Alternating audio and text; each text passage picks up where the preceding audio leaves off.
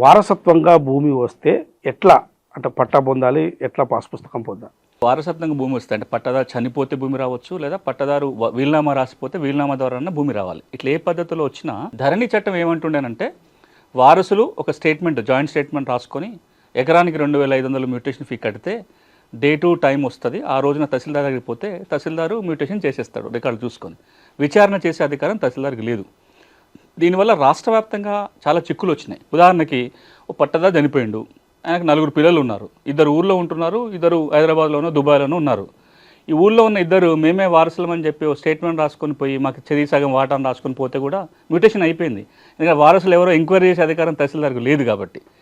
ఇప్పుడు భూభారతి చట్టం ఏమంటుందంటే మీకు పట్టదారు చనిపోతే వారసత్వంగా భూమి వచ్చినా, లేదా మీ దగ్గర వీలునామా ఉన్నా ఒక జాయింట్ స్టేట్మెంట్ రాయటం కానీ, లేదా మీ వీలునామా కాగితాన్ని కానీ దరఖాస్తుతో పాటు పెట్టి తహసీల్దార్కి అప్లై చేయగానే వెంటనే మ్యూటేషన్ జరగదు. 30 రోజుల్లోగా తహసీల్దారు ఎంక్వైరీ చేయాలి, వారసులకు నోటీసులు ఇవ్వాలి, విచారణ చేసి వారసుల మధ్యలో వాటా నిర్ధారణ చేసుకొని వివాదం లేదని నిర్ధారణకు వచ్చినాక 30 రోజుల్లో మ్యూటేషన్ చేస్తాడు. ఆ మ్యూటేషన్ ఆర్డర్ ద్వారానే రికార్డులో మార్పు వస్తుంది. భూభారతి చట్టం ఏమంటుందంటే 30 రోజుల్లోగా గనక తహసీల్దారు మ్యూటేషన్ చేయకపోతే 31వ రోజు మీ దరఖాస్తులో ఏ విధంగా మీ వాటాల పంపిణీ అడిగారో ఆ మేరకు కంప్యూటర్ మ్యూటేషన్ చేసేస్తుంది.